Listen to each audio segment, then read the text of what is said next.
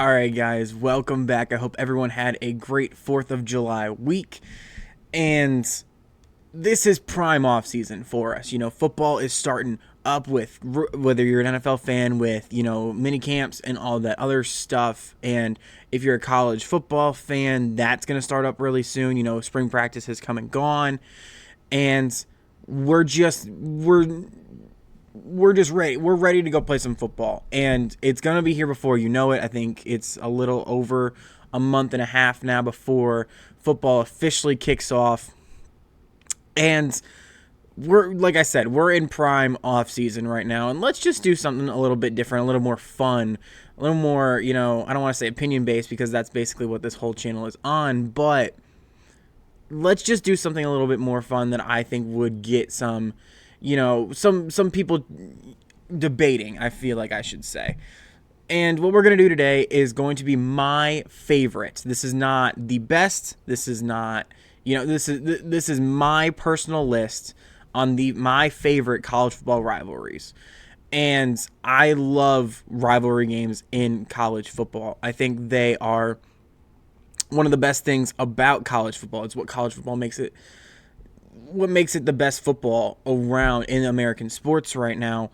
And, especially with me, with being kind of that demo, the age range that college football really thrives in, of course, being a college kid right now, it's just the atmosphere. Like I've said it multiple times, I prefer college football over the NFL right now. And I'm hoping that does not change. We'll see what college football does in the future, but for right now, it is my favorite sport on the planet. And what's interesting about college football is just the rivalry games, because whether one team is close to another team or one team is in the same state as another team, or regardless of what it is, it's what makes college football special. And the NFL just doesn't have that. They have rivalry games, but it doesn't mean the same. If you're playing, the Pittsburgh Steelers and the Baltimore Ravens, it's a rivalry game, but a lot of those players that are on that team did not grow up, being a Ravens fan or being a Steelers fan and hating that other team. Maybe some people you might get 2 or 3, but it's not the majority like it is in college football. And that's becoming less and less of a majority every single year. But most of the players that are still on, let's say, Ohio State's roster and Michigan's roster most likely grew up as an Ohio State or Michigan fan, and with that comes the hatred of the other team. Same thing with every other rivalry in college football. So that's just my take on it. You know what I mean? So what we're going to do today is my personal favorite. This is not a top 10 best by any means, not a top 10 worst, depending. I mean, it could be if that's your opinion, but this is my personal favorite. There's going to be some of these that are kind of off the board. There's going to be some really obvious ones in here, but this was kind of just giving you guys a little bit of an intro to it, just to make sure that it's clear that these are my favorite college football rivalries. I will also be doing a top 10 college football rivalry trophies, because that is another thing that the NFL doesn't have that college football does. I love rivalry trophies. I love what it means to everybody. And I kind of wish Ohio State had more than one, but it is what it is. And especially if it's against Illinois. Like, Illinois is just not a team that is on Ohio State's level. So I wish there was a rivalry game that Ohio State had where it could have maybe a rivalry trophy into it. Maybe sometime in the future, maybe if Indiana or Oregon, or, if Penn State wants to become a rival, that's that history is just going to be made for the future. You know what I mean? So that could very well happen. Is it likely? Probably not. But I would love for it to happen. And let's cement another rivalry game for Ohio State to look forward to every year, because we have Michigan. Michigan has Michigan State. Minnesota is also a rival for Michigan. Northwestern just got, a rivalry trophy not that long ago with the Michigan Wolverines. If you look at a team like Wisconsin and Minnesota, they have like 4 rivalry trophy games that they play for almost every year. I don't want it to be that watered down, but, maybe Ohio State can get a team that has like an Oregon or an Indiana, or maybe if Notre Dame joins the Big Ten, maybe a Notre Dame, something like that that's kind of on Ohio State's level and not like Illinois. And I love the Illabuck rivalry trophy. It just sucks that, we're going basically we were almost 10 years from, no, it was 10 years exactly. 2015 was the last time Ohio State played Illinois, all the way down to 2025 last year, where we finally got that game back. And that game is going to be a more, it's going to happen in the future years here. But it's sad that a rivalry trophy can go 10 years without it being played for. So, and Ohio State has dominated that rivalry really ever since it's been introduced as a rivalry game, basically. And I don't think Illinois or Ohio State really considers each other a rival. It's just something that has played for a particular trophy. So, without further ado, I think I've rambled on for a little while longer than I wanted to, but let's just get into the list. And first, we're going to go to some honorable mentions. All right, so here are a few of my honorable mentions, as you can see on the screen. First, I have Florida and Georgia, and this might be a hot take to only put them on honorable mentions. This is one of the most heated rivalries on all of college football. Florida just hasn't been good really almost in my entire lifetime. They've gotten the wins when Urban Meyer was there and Tim Tebow in like the early 2000s, but I was still too young to really remember that Florida Gator team. Urban Meyer came in at Ohio State when I was still a very young child. So I don't really have any memories of being an Ohio State fan before Urban Meyer, let alone Urban Meyer at Florida. So, they just haven't been good in my lifetime. Georgia, of course, is one of the better teams in the modern college football era, the two national championships in 21 and 22. The undefeated season in 22 when they blew out TCU after surviving against Ohio State in the playoff. They've been to multiple playoffs. They have not won a playoff game since, I believe, that 2022 year. So Kirby Smart's going to have to figure that out. It's getting further and further away from them, but 2023 they did not make the playoff. Of course, they lost to Alabama in the SEC championship game. They lost to Notre Dame after getting a bye. 25, they lost to Ole Miss after getting a bye. So they have clearly been one of the more consistent teams in terms of getting to the playoff. It's about when they get to that playoff game in modern times, the past 2 or 3 years now, it's about getting from that SEC championship, and they've run through the irregular season, but that SEC championship and into the playoff has been Kirby Smart's Achilles heel within the past couple of years. And Georgia is very likely going to get over that hump at some point, but we're just getting further and further away from those national championships. And in the modern college football landscape, it is about, what have you done for me now? What have you done for me lately? Ryan Day wins the national championship with Ohio State, and Ohio State fans immediately say, all right, go win another one. And I'm sure if Ohio State would have won it last year, they would have been, all right, let's go three-peat. There's no break year with these top tier teams like an Ohio State, a Notre Dame, a Michigan, even though Michigan has kind of gone down, ever since their national championship year. Ohio State, Georgia, Alabama, which we'll see what happens with Alabama with Kalen DeBoer.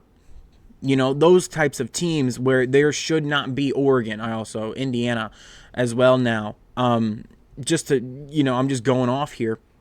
They are going there. There's no off season. There's no break year. You're not rebuilding. You are reloading now. That is the expectation, and Georgia has fallen short of that for 3 straight years now. And they are the team that the SEC kind of looks for in being their, they're Goliath, basically. They are going to be the gatekeepers in terms of, the playoff runs. If the SEC is going to make a playoff run, Georgia is going to be the first team they look for in that playoff run. And right now it's just, it hasn't been working, whether that's being taken out by Alabama or Ole Miss, or that's being taken out by Notre Dame. And yes, Georgia didn't have a backup quarterback, but that's you got to play. You got to play the game. Ohio State won the national championship in 2014 with a third-string quarterback. So right there, you got to figure that out. But my big issue is not the quality of these teams, because, as soon as we get closer to the end of this list, you'll see that I have a couple of teams that aren't top tier. But my biggest thing with this rivalry is the neutral field. I hate the neutral field for this rivalry. And a spoiler alert, I have Texas and OU on this list. I'm not against neutral sites for rivalry games. It just has to be done right, and it has to be the right rivalry. In Florida and Georgia, I just don't feel it. And maybe that's just me being a modern, college football fan, and maybe in the early 2000s this was a great idea to have it in Jacksonville, or I think it's in Jacksonville at least. And even right now, they're remodeling that in stadium, so now they're going to go to Atlanta and Mercedes-Benz and play a neutral site in the state of Georgia, and then the next year they're having it somewhere, I think in Miami or, Tampa Bay, I think it might have been. Somewhere in Florida, even though it's already in Jacksonville anyways, but I think that's going to be in Tampa Bay. It's a neutral site. Just go have a home and home series if you don't want to play in Jacksonville right now while they're rebuilding that stadium or whatever they're doing to it. Go have a home and home series for the next 2 years. No, we got to have it as a neutral site, even though it's going to be primarily Georgia fans in Atlanta this coming year. And I don't know, depending on how Florida is, it's going to be primarily Florida fans in Tampa Bay the year after. Just go play in the swamp. Go play in Athens. It's not that hard. I just don't like the neutral site for Georgia and Florida. I feel like this rivalry would be a lot better if it was a home and home, back and forth series, basically. Imagine if Ohio State and Michigan played in Toledo in the Glass Bowl every year for their rivalry. That's how it kind of feels, That's not, this game is not meant to be played in a neutral site. Maybe that's a hot take of mine. I don't like this game being played in a neutral field. And it looks cool to have half the crowd blue and half the crowd red, but I just don't like it. I think it would be a lot better for, a Florida team that has struggled in this rivalry. I think the last time they won it was the COVID year in 2020. And before that was Kirby's first year in 2016, I believe. I could be wrong on those. I know for sure 2020 was the last year that Florida won. And then the next year, I'm not positive on it. I think it was Kirby's first year. They might have gotten over Georgia before that, or after that, rather. But this rivalry is just such... And Florida's gotten close a couple of times. Last year, I think, in particular. That was Florida's year to win, and it just feels like... It's a boring college football game right now. So that's just my hot take there. That's why I have Florida and Georgia on the honorable mentions list. If this was a home and home series, I'm pretty positive this would be a top 5 rivalry in college football for me. Another one next up would be Notre Dame and USC. And this is not because, I guess it is kind of because of the whole drama with, Notre Dame wanting to play this in a what was it, the second to last week of the season, or in the middle of USC's Big Ten schedule, because, Notre Dame doesn't play anybody in their schedule, so they're being super picky about when they play this game, and USC doesn't want to interrupt their Big Ten schedule to go play a Notre Dame team that's going to be a top 15 team every single year, which I kind of understand. I don't really think that's fair. I think USC was also looking for maybe a neutral site in Las Vegas or something, which I also don't really think that's a good idea. Notre Dame is not close to Las Vegas, if anyone does not know. It just doesn't work for me. The Jules Shillelagh, I think, is their rivalry trophy. That's cool, and this is a very historic rivalry with Notre Dame and USC both being top 5 programs in the entire history of college football. You can argue either one of these for one, honestly.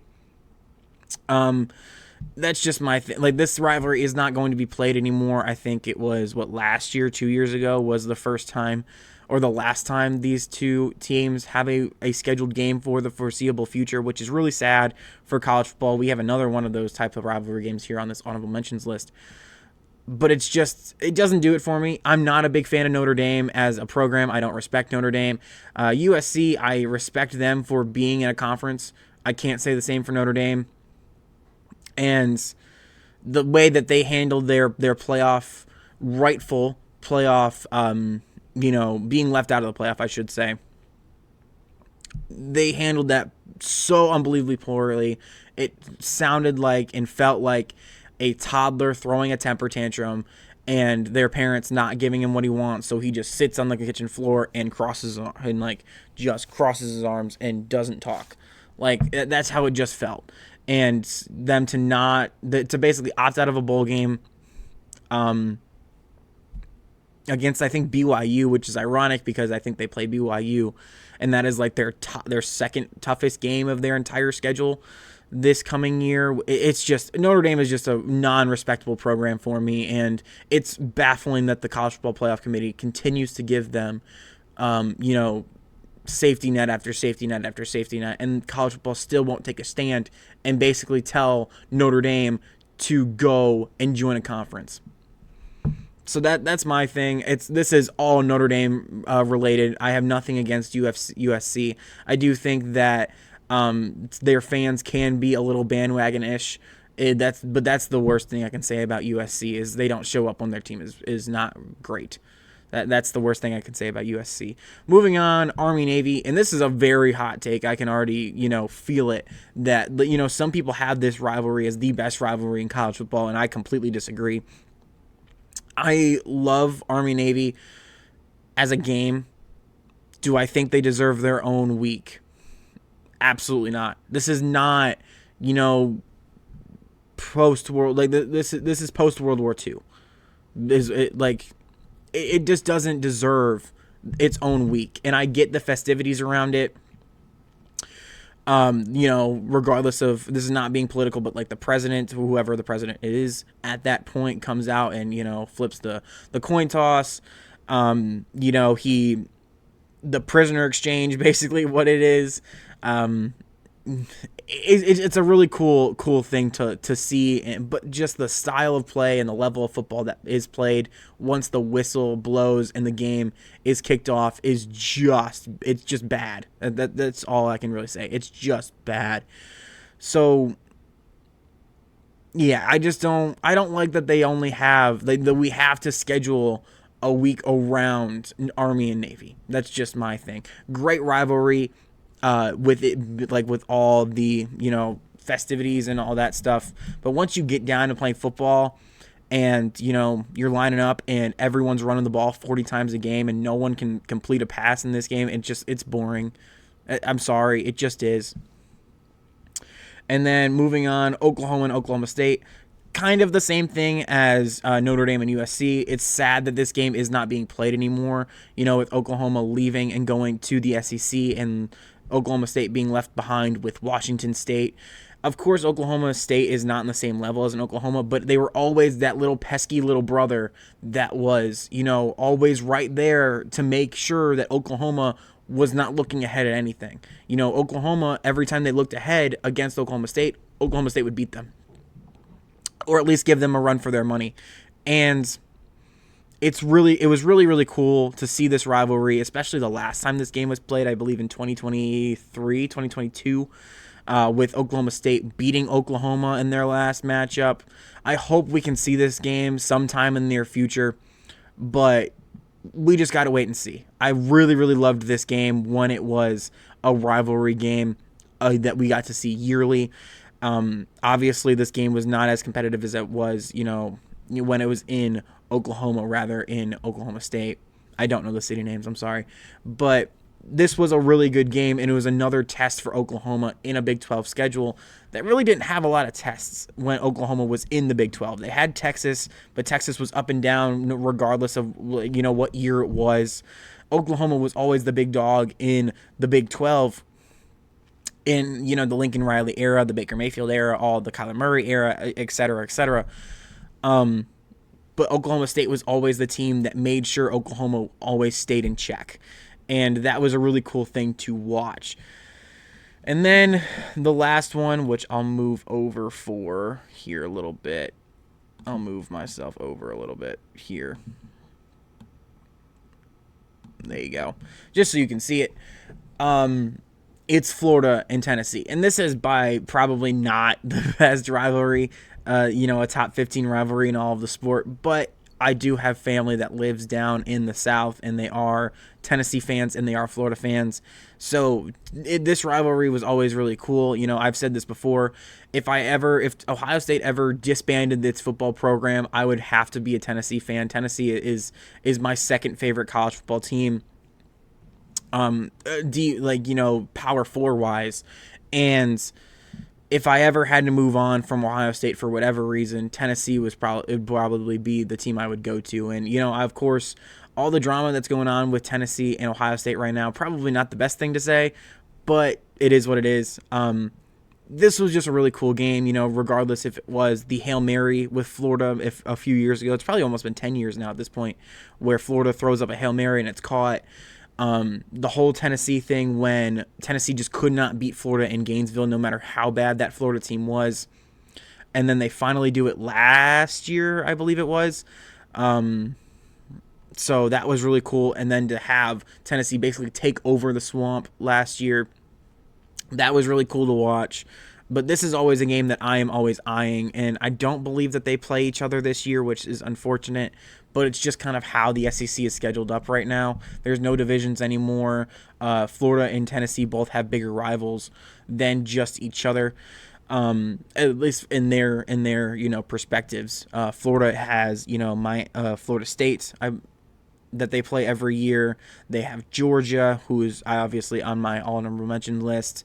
And then Tennessee has Alabama and Vanderbilt, who is on the rise right now. We'll see what they do this year, Vanderbilt, but those two teams for Tennessee and Alabama and Vanderbilt are going to be their top priority and not Florida anymore. But this game used to mean a whole lot, and it's kind of dialed back a little bit, especially with both of these programs being on a downturn in the modern era. Tennessee's coming back up. We'll see what Florida does with their new head coach.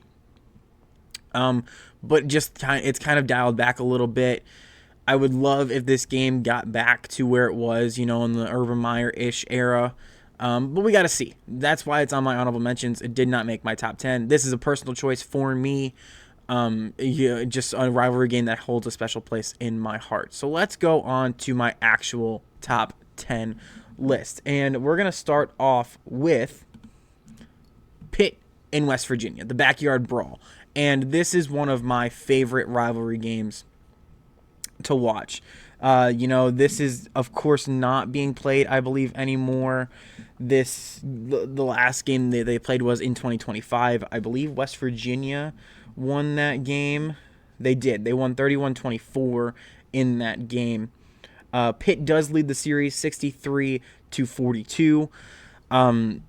This game was lost for a lot of years in college. I believe it was like somewhere in close to 10 years, I believe it was, before a few years ago when they brought it back. And it was an amazing atmosphere. Pitt and West Virginia, of course, are not the teams that they were in the late 90s, early 2000s, but they're still respectable teams, mid-level teams in the ACC, I believe they are in. I don't know if West Virginia's in the ACC. They might be in the Big 12 still. But really cool game to always watch. Backyard Brawl, really cool name, by the way. I love that name, Backyard Brawl. And I'm just looking it up right now. So this game is not scheduled for the next 3 seasons, but in 2029, this game will resume in Pittsburgh, and it will go through to at least 2036. So every year for the foreseeable future, after 2029, this game will be on every single year, which is really exciting to see. This was a game that is a lot. It represents that part of the country, if you know what I mean. A lot of hillbillies, or at least for West Virginia, it represents them. And Pitt is kind of the more, high art, like the higher middle class type University, they kind of represent. Pitt is more of the redneck area, or West Virginia. I'm sorry, West Virginia is more of the redneck area. Like complete opposites. It's just what a rivalry game should be. They live close proximity. They are the complete opposite of one another and what they represent. Yes, they aren't on the best levels of college football. That's why it's all the way down here at 10 for me. But it's a really, really good rivalry that I look forward to seeing close to every year. And it sucks that they're not coming back for the next 3 seasons. But when it does return, I will be glued to my TV watching it. So number 9. It's going to be Utah and BYU. And this game is strictly on this list because of its name. And I wouldn't consider myself a super religious person, but even I have to admit the Holy War for a college football rivalry name is probably it's one of the best rivalry names in the entire sport. You know, the blue and red, even in the uniform difference, I love. I believe they do this every year. They allow both of their teams to wear their home uniforms, or their primary colors at least. And I love that too. Just the contrast between these guys. Not a whole lot of. I think it's more of a hatred between the fans rather than the players. And that's coming more and more common, but even, when this was lesser common, I feel like it's more of the cultural difference between, different religious groups, if that's the case, or, it represents a lot of where this is in the country. This is not in California. It's not going to be as diverse as a California state would be. But I love this rivalry. Ever since the Utah Ohio State game in 2021, I've paid closer attention to Utah with Kyle Whittingham. I respect Utah a lot, and ever since that game in the Rose Bowl, I've paid a little bit more attention to the late night games, like when Utah beat USC in 2020. Well, for sure the Big Ten, not the Big Ten championship, the Pac-12 championship, to send Ohio State into the playoff. That was a cool game to watch. Utah completely run over USC in their paper tiger defense, and which is rich coming from me, from an Ohio State fan that was in that time. But regardless, USC was the epitome of a paper tiger that year with Caleb Williams on offense, and one of the best offenses we've ever seen in the modern era in USC. They just had one of the worst defenses that year, and Utah ran right over them, out-physicaled them. Really impressive to watch. But, watching Utah and kind of paying more attention to them, you notice rivalry games like this and the atmospheres from either the fans or the coaches. Kyle Whittingham, of course, bringing over some BYU staffers to the University of Michigan when he got hired. So, like these programs are intertwined. They're so similar that they choose to be completely opposite. But inside, they're very, very similar. So this is one of the rivalry games that I love watching. Yet again, a complete kind of off-the-board pick. Not the most popular rivalry in the series or in college football. But just if you hear it, if you know nothing about this rivalry and you just hear the title, The Holy War, and like someone says, yeah, that's a college football rivalry, you're going to be invested because that's a really cool name for it.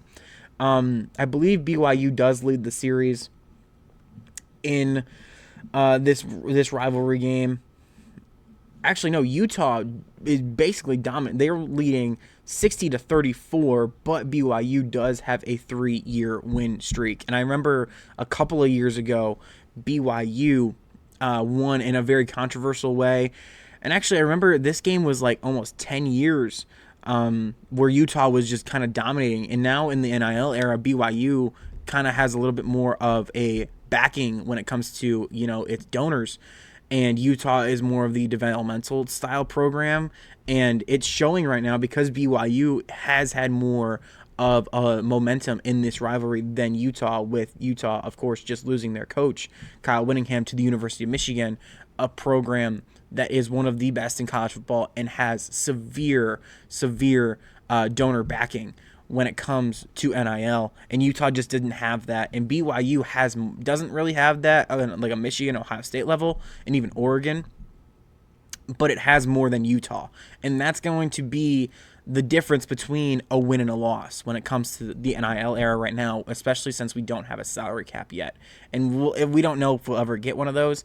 But right now, in the Wild West of the NIL era, the more money you have, the better you're most likely going to be. And Utah and BYU are basically the epitome of, you don't have enough money than us, so we're probably just going to be better than you. But that is my, what is this, number 9? Yes, so my number 9 one. Number 8 is going to be Wisconsin and Minnesota. And this rivalry, it's a Big Ten rivalry. You know, yet again, I'm a sucker for rivalry trophies. This is one of the best rivalry trophies in all of college football, with Paul Bunyan's axe. And, you know, this rivalry was dominated by Wisconsin when I was growing up. And now Minnesota is actually getting a lot more of momentum in this rivalry. I believe they've won 4 straight times. And this rivalry was dominated by Minnesota early. Then Wisconsin kind of dominated. And then, you know, Wisconsin kind of dominated in the beginning of the modern era. And now, ever since Wisconsin has fallen off with the hire of Luke Fickell, this rivalry series has been, I don't want to say dominated by Minnesota, but it's been more on Minnesota's side. Now Minnesota has the lead all time in the series with 64 wins versus Wisconsin's 63 wins. So a very even rivalry series here, but there was a couple of years there where Wisconsin, I believe it was like 15 years where Wisconsin beat Minnesota, and then Minnesota beat them in 2021 or 2020 in Madison too, which was the extra salt in the wounds to win on the road and snap a big streak. I'm sure Wisconsin felt that for a long time, and maybe Minnesota would have been better if it was in Minnesota. But really, the first interaction, let's stay on top. The first interaction I really had in this rivalry was 2019, and that was the year that Ohio State, if everyone remembers, had one of the best teams in the country: J.K. Dobbins, Justin Fields, Chase Young, Jeff Okudah. I can go on. And it was really all about who is Ohio State going to play in the Big Ten championship, and it ended up being Wisconsin.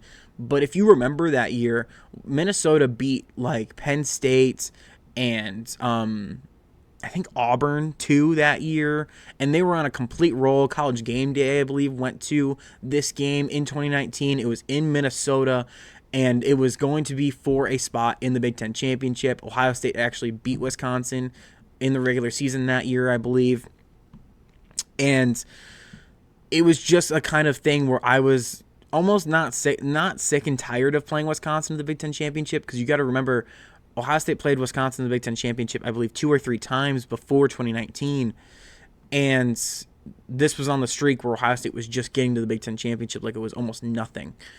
And I was just like, I don't remember the last time we played Minnesota and it was competitive, so let's go play Minnesota. And Wisconsin came in to their stadium and dominated that game, and I believe it was actually starting to snow. This was Jonathan Taylor's last year as a Wisconsin Badger, which is, it's crazy to even think about, because now what he's doing in the NFL right now. But you know, Wisconsin just felt like they always had Minnesota's number, and Minnesota finally has caught up to them and now has taken the lead back in this series after almost 20 years of Wisconsin dominance in this rivalry.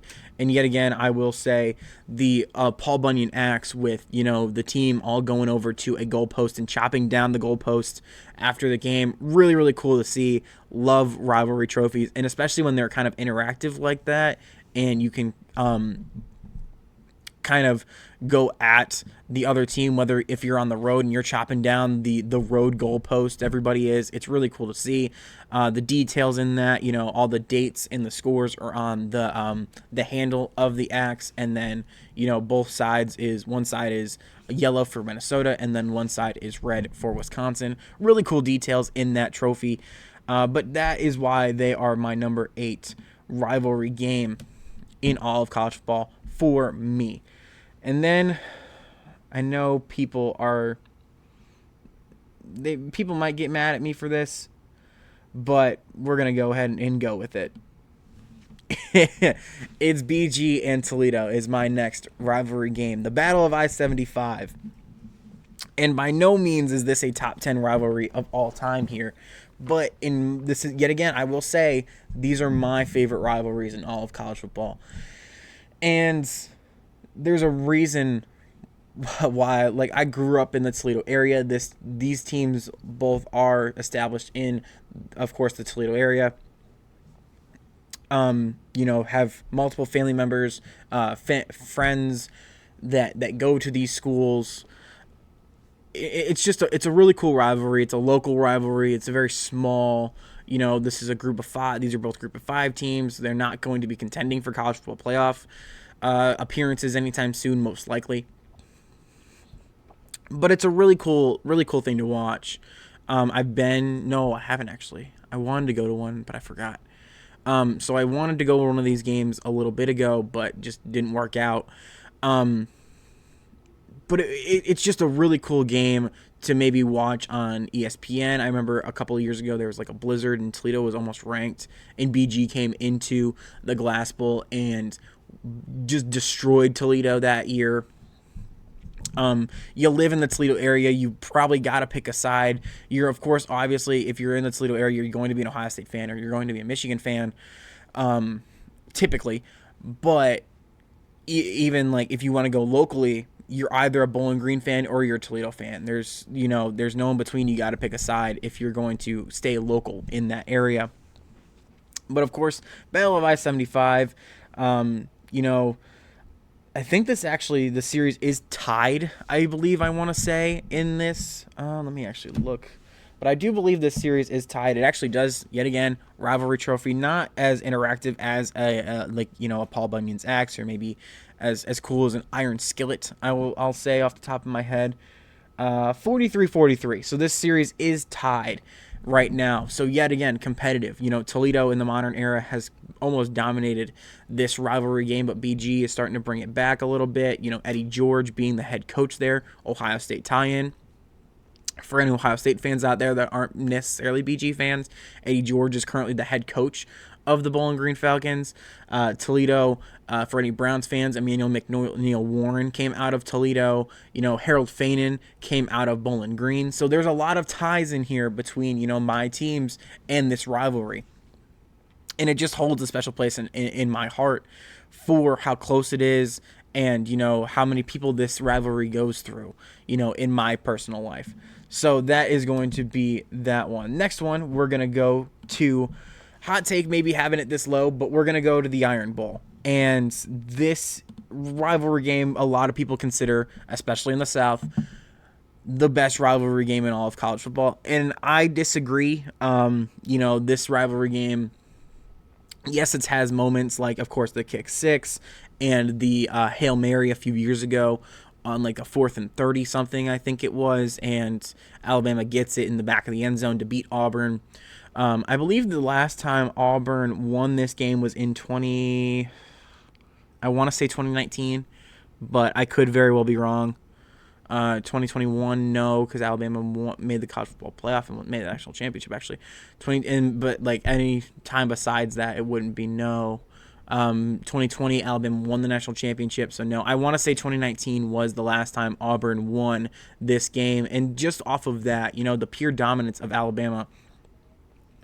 And yes, this game has a lot of hatred. A guy literally is in jail right now for killing a tree that Auburn had. And he poisoned the tree, and it was all bad. Alabama fan calls into, I think it was like Paul Feinbaum's show on ESPN, and basically admitted to it live on air. And this in terms of hatred, this is a top 2 rivalry just off of hatred in the entire sport. But for me, if to be a rivalry game and to be a rivalry game on my top 10 and be especially high up on my top 10 list for favorite rivalry games, it's got to have some sort of competitiveness to it. And Alabama has just dominated the rivalry in the college football playoff era, basically. Auburn yet has still not made a college football playoff yet, even with it expanding. I don't even think they were even ranked the last 2 years. they're in a complete down era right now for Auburn. And when this rivalry is on, it is on. Like I said, the kick six or the Cam Newton comeback, or like any type of miracles. When we speak of rivalry miracles, we always think of this rivalry between Alabama and Auburn. But it's just, especially in modern times, it's just not there. And that's why I don't have it in, for sure, my top two, but even in my top three. I just can't get there. So that's why they're kind of on this list, and especially how low they are. So maybe I get a couple of people pushing back on that, but that's just my thing. Next on the list is going to be Texas A&M and Texas. This game, of course, just came back a couple of years ago now. This was a game that we did not see for the majority of my college football life, basically. This was not a game that I even knew was necessarily a rivalry game until a couple of years before this game came back, recently. Like, I just didn't think about it. Like, this was never a thing that I saw online or anything like that. But ever since it came back, the hatred that Texas A&M fans especially have for Texas, and the different cultures, Texas A&M being kind of the same thing with like Pitt and West Virginia. It's kind of the same thing, with Texas A&M being the more working class style of fan base, and Texas being the more corporate ish and blue collar kind of stuff for in that area in Austin. Just complete opposites, and especially with this game not being played for as long as it did, with Texas A&M leaving to go to the SEC, and their ADs not being able to agree on a non-conference game at all, and then they finally. Texas finally joins the SEC, and then they are basically forced to play this game every year now, because it's a conference game, so they have no control on when it's played, where it's played, regardless. The SEC has full control of that, which is a good thing.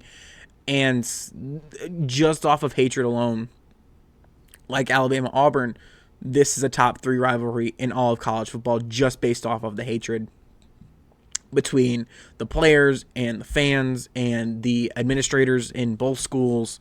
This is a really good rivalry game to have. Yet again, it has a rivalry trophy in it. Was it Lone Star Showdown? Yeah, Lone Star Showdown. Texas, of course, leads this rivalry series. 78-37 and 5 ties. So a series that has been very much dominated by the Longhorns, but they did have in the 80s and 90s, Texas A&M did have a streak there. What was it, 10 years that they had 10-1. They went 10-1 in between 1984 and 1994. So Texas A&M has had their eras where they've been successful in this rivalry, but in the modern era with Vince Young, and especially now, this game has been predominantly won and dominated by Texas. Texas A&M has yet to win a rivalry game since its reintroduction back into the college football world. We'll see what happens this coming year. Of course, it's back in it's back in Texas A&M, and it's a different game. It's a different ball game when it's in the underdog stadium. Like, just in basic terms, when the underdog has the home field advantage, it's a different ball game to when, let's say this game is in Austin and Texas A&M is coming in as the underdogs. It doesn't hit the same as this game is in Arlington, in Texas A&M. Aggieland, as I probably should be calling it. But yet again, both of these teams are complete opposite of each other. They both hate each other. They could not even, it's bad when you can't even agree on a non-conference game right now. And we're kind of looking down the barrel of that in the modern era too, with USC and Notre Dame. And we'll see what happens if that game ever comes back. What was it? 13 years, I believe this game was gone for. 13 years. This game, 2012 was the last time this game was played, and I was 6, at that point. So not very many memories of this rivalry game. And ever since it's came back, between the fan bases online, the level of play, maybe it's not as exciting as it has been in previous years, but it's just something that I always look forward to. It being a night game most likely all the time, with ESPN, and that game, Alabama Auburn, Ohio State Michigan. Those are the three games that I'm watching every rivalry weekend. So that is going to be that one, and then we will move on to my next one, and this might be a little bit outside the box. So we're going with a three-way rivalry, and I know these are not conference; these are not all in the same conference, but we're gonna go Florida, Florida State, and Miami, especially now with Florida and Miami being played in a non-conference game recently. I know Florida State and Florida have had a non-conference agreement for the end of the year and rivalry weekend. Florida State and Miami, of course, play, I believe, every year because they are in the ACC. So protected rivals there. And now, like with this trifecta of Florida teams, whether that's both in recruiting or, honestly, especially in recruiting for Florida and Miami, with Miami having the more recent success, Florida State having a little bit more success, but they're on the downward spiral right now with Mike Norvell. Florida is trying to hit the reset button again, and Miami just looks like they're the top team in Florida right now. And especially right now, that's going to create a lot of tension between these three schools, basically. Because when all three of these teams are down, it's not very much of a rivalry game. But when one or two or even all of them are up, it means a whole lot more in the college football world. And to see those last couple of years where Miami and Florida were in that non-conference home and home series, that was awesome to watch. Cam Ward, dicing up Florida's defense in the swamp, and then Miami players going over to Florida recruits and celebrating with them, and the Florida recruits celebrating with Miami, and the Florida athletic director being basically on the field trying to, push the Miami players away from all the Florida recruits. It was just really cool to watch. You could tell that was going to be that both those teams don't like each other. They're both in states.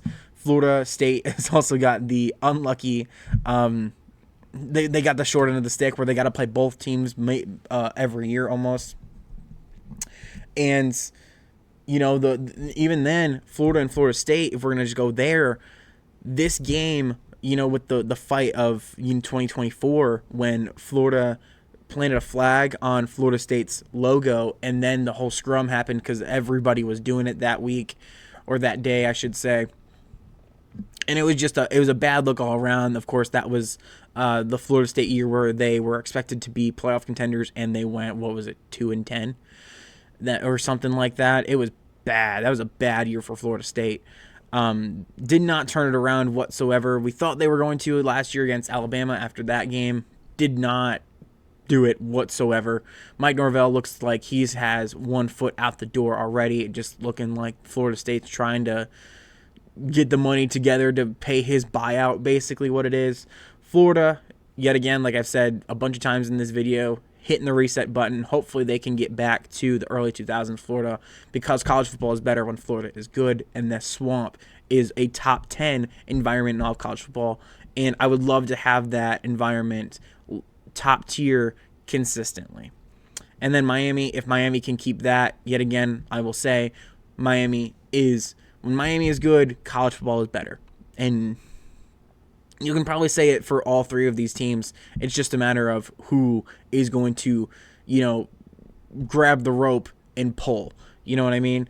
So that's just my thing. A little outside of the box to have a 3-team rivalry, but I just wanted to include Miami into the Florida and Florida State tier here. If you wanted to just put Miami in, or not Miami, but Florida and Florida State in here, I wouldn't be mad at that. But since Florida and Miami just had a non-conference game a couple of years ago, and the intensity of that, I figured I'd throw Miami in there. So let's go to our top 3. So number 3 is going to be Texas and OU. And I don't think anybody is going to have very much objections them being top 3. Like I said before with Georgia and Florida, I don't like how Georgia and Florida do their neutral field. I love how Texas and Oklahoma do their neutral field. Everyone is split, and this is how neutral field should be, by the way. If I was the commissioner, if they made me commissioner of college football, I'd make the neutral fields be 50-50. The split would be on the 50-yard line. One end zone would be basically like an entire section of, let's say, Texas fans. One section would be an entire section of Oklahoma fans. I don't like how it's split like this, with one sideline being one and the other sideline being the other. I get it. I like it better when it's split 50-50 on the 50-yard line, like how Texas and OU does it. Yet again, I will say the rivalry trophies, something that I like. I believe there's 3 rivalry trophies that are actually in here. Only one that goes to the players, but between the mayors and the coaches, I believe, or the athletic directors, I should say, and the players. I think there's 3 rivalry trophies that go into this game. I do believe that Texas does have the edge in this rivalry.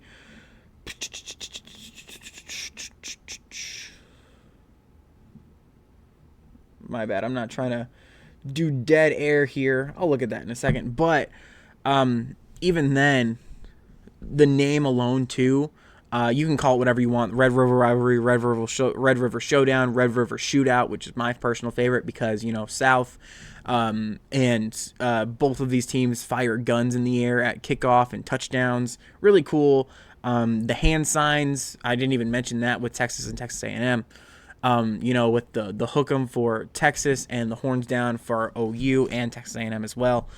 And it's still funny that Texas tries to get the horns down gesture as a penalty.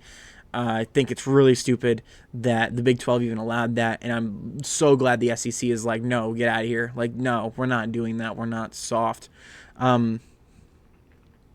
Just another thing to get in under Texas fans, basically, to do that gesture. And it's not even bad. It's not like you're flipping people off or anything. You're just doing that. You do this, so we do that. It does not matter. So that's another thing. Really cool rivalry game. Again, the intensity. There's been multiple fights. And not that I'm condoning, fighting in football games, but the intensity is there. The split down the middle where one side is burnt orange, one side is maroon, if you want to call it that. It's a really cool environment to look at and be involved in, and I love even the fan videos you see there, and just hearing one side cheer and the other side. It's imagine an OU player and a Texas player is on their side of the field and they get a run and score 80 yards down the field. Can you imagine going from one side where one side is screaming their heads off, cheering, screaming for you, and then you get past the 50 and it's just dead silent or boos or whatever. Just to think about that is really, really cool for me. And in my opinion, this is the best way to do neutral sites for college football. One side is one side, the other side is the other side. You split them down the middle on the 50-yard line. I don't like how they split them from sideline to sideline. Do it down the middle and the 50-yard line. That's my personal opinion. They are going to be my number 3. This is number 3. We're going to go to number 2, and it is going to be Michigan and Michigan State. And this might be a hot take, but yet again, my favorite, not the best college football rivalries.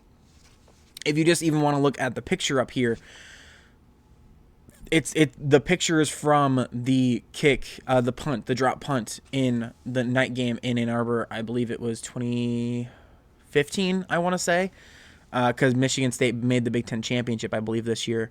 But the Michigan punter drops the snap with 2 seconds to go. Michigan State picks up the ball, returns it for a touchdown. They win on the final play. One of the top plays ever in the entire sport of college football. Top 10 miracles, probably number 1, honestly. Maybe number 2 behind the kick 6. But it's just a really cool thing. Yet again, Paul Bunyan Trophy, probably my favorite rivalry trophy in all of college football. It's just something that, the little brother doing little brother things that I think Colston Loveland said a few years ago when Michigan and Michigan State had a scuffle, if you want to call it that, at the midfield logo after that game. Michigan State is, yes, in a little bit of a downward spiral right now. We'll see what happens with that. Right now they just don't look like they have the backing in football. Basketball they do, and that's another whole thing. This rivalry goes from sport to sport. It does not matter what sport's being played. They hate each other regardless. This is starting to become more of a basketball rivalry than it really is a football rivalry. But like I said, I love the Paul Bunyan Trophy when some player puts the helmet over the Paul Bunyan Trophy. Michigan, when they win it, has gold pants that they put on the trophy. Just really cool things. Like I said, the little brother thing, and Michigan State almost taking control of the rivalry in the mid 2010s. With Mark D'Antonio and Jim Harbaugh being Jim Harbaugh, and that whole thing that happened there, and that was peak rivalry. Michigan State-Michigan rivalry was that period of time where Michigan State was one of the top contenders in the Big Ten, and Michigan was on their rise, basically slow rise, but still kind of a rise there, and the whole revenge tour thing too.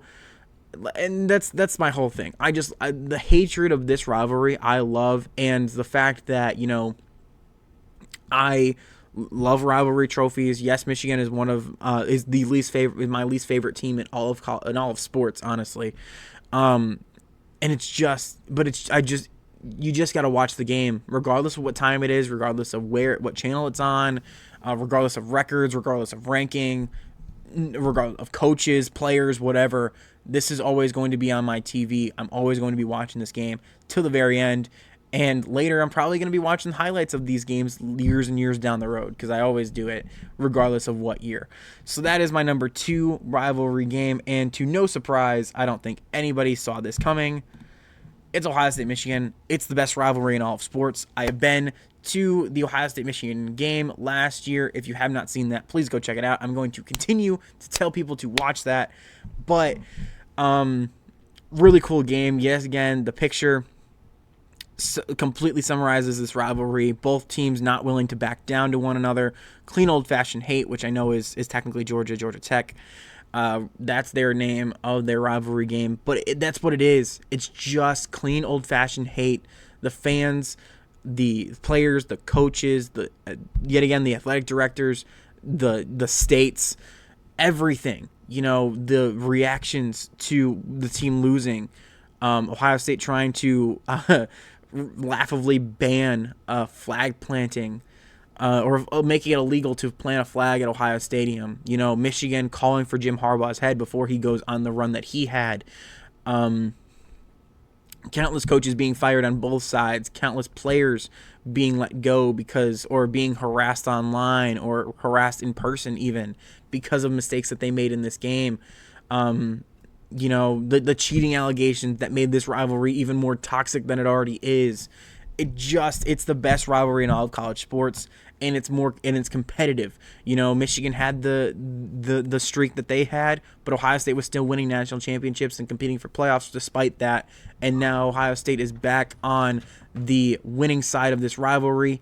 We'll see what happens in the next coming years. And yeah, that was a lot of words all in one sentence, but I think that is what we are going to end it on. So I appreciate you guys all watching. Please hit that subscribe button if you haven't liked this video. Comment your top 10 list if you do have one, and if you don't, make one up. It doesn't take that long. So I appreciate you guys watching if you hadn't made it this far. Be tuned for other videos, and I'll see you when I see you.